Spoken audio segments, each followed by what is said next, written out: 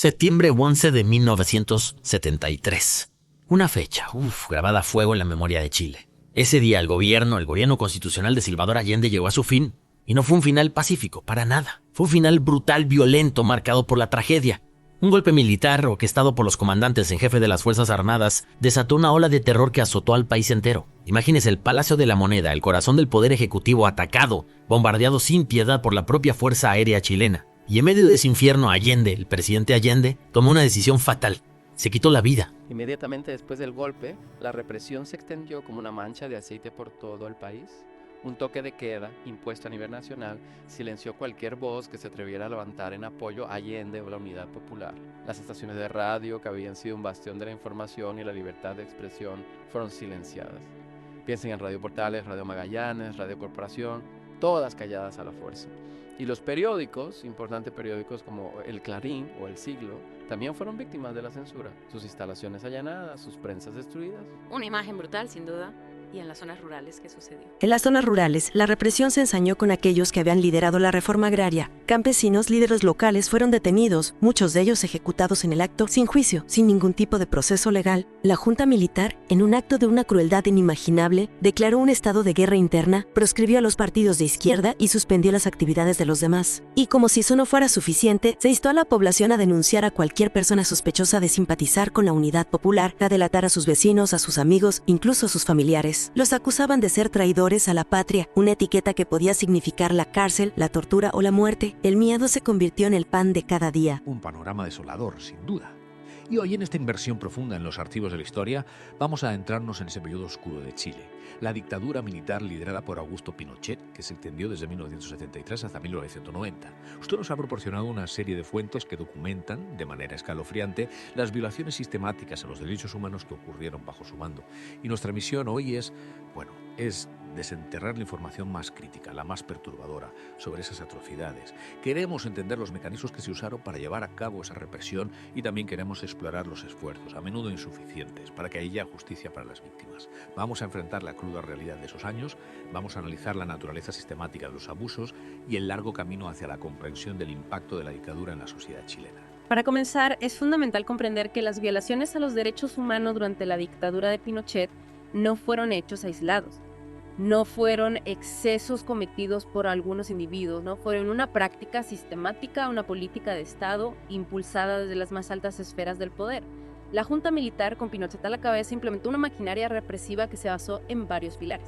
Primero, una concentración absoluta de poder en manos de la Junta, un poder que no tenía contrapeso. Segundo, la creación de agencias de inteligencia como la DINA y la CNI, que se convirtieron en instrumentos de terror. Tercero, un poder judicial que en muchos casos abdicó de su función de control y supervisión y en algunos casos incluso colaboró con la represión. Y cuarto, la supresión brutal de la libertad de expresión y de prensa. La Comisión Valech, en su informe final, lo dice con una claridad que asusta. La prisión política y la tortura constituyeron una política de Estado del régimen militar y, lo que es más grave aún, utilizaron recursos públicos para llevar a cabo esta política de terror. Es decir, el Estado chileno, en lugar de proteger a sus ciudadanos, los persiguió, los torturó, los hizo desaparecer. Es algo que cuesta asimilar. Exacto. Y además contaron con la complicidad en muchos casos del Poder Judicial. Jueces que validaron las detenciones ilegales, que miraron para otro lado ante las denuncias de tortura, que se negaron a investigar las desapariciones. Una maquinaria del terror bien engrasada. Y ahora, vamos a desmenuzarla un poco más. ¿Cuáles fueron esos organismos represivos clave? Hablemos primero de la DINA. ¿Qué era exactamente? La DINA, la Dirección de Inteligencia Nacional, fue creada en junio de 1974. Bueno, oficialmente en junio, porque en la práctica ya operaba desde octubre de 1963, justo después del golpe. Estaba dirigida por el coronel Manuel Contreras, un personaje siniestro que reportaba directamente a Pinochet. Oficialmente, la DINA se encargaba de recopilar información para la seguridad nacional. Claro, la clásica fachada para ocultar sus verdaderas actividades. Exactamente. En realidad, la DINA fue el principal instrumento de la represión. Detenciones ilegales, torturas, asesinatos, desapariciones. La DINA estaba detrás de la gran mayoría de las violaciones a los derechos humanos que se cometieron durante la dictadura. Y lo que es más grave aún, hay evidencias de que la CIA, la Agencia Central de Inteligencia de los Estados Unidos, colaboró con la DINA, a pesar de saber que estaba involucrada en la represión. En serio, la CIA colaborando con una organización que torturaba a los asesinatos. Sí, Sí, así es.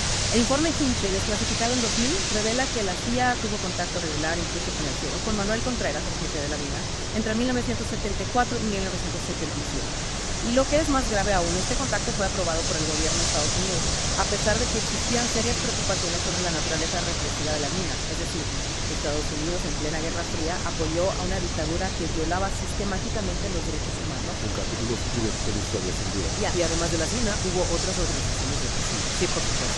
El Comando Conjunto, por ejemplo, era una organización clandestina que operó entre 1975 y 1976. Se dedicaba principalmente a secuestrar, torturar y hacer desaparecer a militantes del Partido Comunista. Era una organización secreta que operaba en las sombras y que estaba integrada por miembros de las distintas ramas de las Fuerzas Armadas, incluso por civiles. ¿Qué sabemos sobre sus actividades? ¿Cuántas víctimas? Es difícil saberlo con certeza, porque operaban en la clandestinidad. Pero se estima que fueron responsables de la desaparición de decenas de personas, la mayoría de ellas líderes del Partido Comunista. El Comando Conjunto competía de alguna manera con la DINA en la tarea de eliminar a la oposición. Y su disolución en 1967 se produjo a raíz de un operativo fallido en el que detuvieron a un militante comunista a plena luz del día, lo que evidenció la participación de la Fuerza Aérea en el secuestro. Es decir, dos organizaciones, la DINA y el Comando Conjunto, dedicadas a sembrar el terror y a eliminar a la oposición. Y luego, en 1977, se crea la CNI, la Central Nacional de Informaciones. ¿Fue un cambio real o simplemente un cambio de nombre? La CNI se creó en agosto de 1977, después de la disolución formal de la DINA. Formalmente dependía del Ministerio del Interior, pero en la práctica seguía siendo parte del aparato de defensa. Y lamentablemente no significó un cambio real en la política represiva del régimen. La CNI continuó con las detenciones ilegales, las torturas, los asesinatos, las desapariciones. De hecho, se ha comprobado su participación en el probable envenenamiento del expresidente Eduardo Frei Montalva en 1982. Sería el primer magnicidio en la historia de Chile. Es escalofriante pensar que una organización del Estado chileno estuviera involucrada en el asesinato de un expresidente. ¿Y la CNI cuándo se disolvió? En febrero de 1990, justo antes del retorno a la democracia.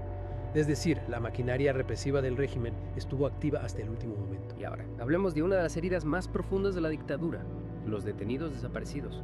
Personas que fueron detenidas por agentes del Estado y que nunca más se supo de ellas. Es una tragedia que aún marca a la sociedad chilena. Así es. Desde el mismo día del golpe de Estado, comenzaron las detenciones masivas de personas que simpatizaban con la Unidad Popular. Algunas de ellas fueron ejecutadas y sus cuerpos fueron ocultados. ¿Y cuántas personas fueron víctimas de la desaparición forzada? La cifra oficial, la que reconoce el Estado chileno, es de 1.248 personas. Pero hay organizaciones de derechos humanos que creen que la cifra real podría ser mucho mayor. Y lo más terrible es que muchos de los cuerpos nunca han sido encontrados. Sus familiares siguen buscándolos, siguen esperando, después de tantos años. Una herida que no cierra. Y en un intento por esclarecer estos crímenes, se crearon varias comisiones de la verdad. ¿Podría hablarnos un poco sobre ellas? Claro. La primera fue la Comisión Nacional de Verdad y Reconciliación, conocida como el Informe Reti, que se creó en 1990 durante el gobierno de Patricio Aylwin. Su objetivo era investigar las muertes y desapariciones ocurridas durante la dictadura. Y su informe final, publicado en 1991, documentó más de 2.000 casos de violaciones a los derechos humanos. Un informe que conmocionó al país. Sí, sin duda. Luego, en 1992, se creó la Corporación Nacional de Reparación y Reconciliación, que se encargó de investigar los casos que no habían sido resueltos por el informe Rettig. Y su informe final, publicado en 1996, agregó casi 900 víctimas a la lista. Es decir, más de 3.000 víctimas en total. Exacto. Y luego, en 2003, se creó la Comisión Nacional sobre Prisión Política y Tortura, conocida como la Comisión Valech. Esta comisión se centró en la experiencia de los presos políticos y documentó más de 28.000 casos de tortura. Una cifra que nos da una idea de la magnitud de la represión. Yeah. Y más allá de los números, ¿qué sabemos sobre las víctimas? ¿Quiénes eran? Las víctimas de la dictadura provenían de todos los sectores de la sociedad: estudiantes, trabajadores, artistas, intelectuales, políticos. Víctor Jara, el cantautor, fue una de las víctimas más emblemáticas. Fue detenido, torturado y asesinado en el Estadio Chile, que se había convertido en un centro de detención. Alberto Bachelet, general de la Fuerza Aérea y padre de la expresidenta Michelle Bachelet, también fue víctima de la represión. Fue detenido, torturado y murió a causa de las secuelas de la tortura. Orlando Letelier, exministro de Relaciones Exteriores del gobierno de Allende, fue asesinado en Washington en 1976 por agentes de la DINA. Es decir, la represión no se limitó al territorio chileno. ¿Y los métodos de tortura que se utilizaron? son escalofriantes. Sí, la tortura fue una práctica sistemática durante la dictadura. Se utilizaron métodos brutales para obtener información, para castigar a los opositores, para sembrar el terror. Golpizas, aplicación de electricidad, simulacros de fusilamiento, violaciones sexuales.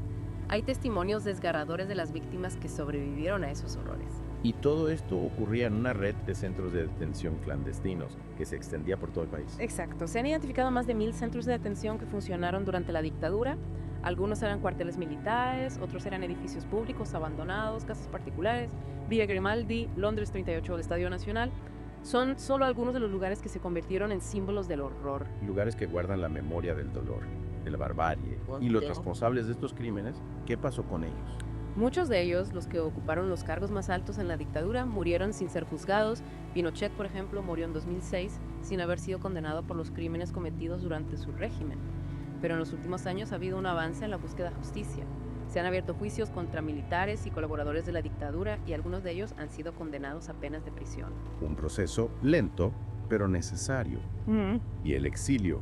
¿Qué papel jugó en la historia de la dictadura? El exilio fue una de las consecuencias más dolorosas de la dictadura.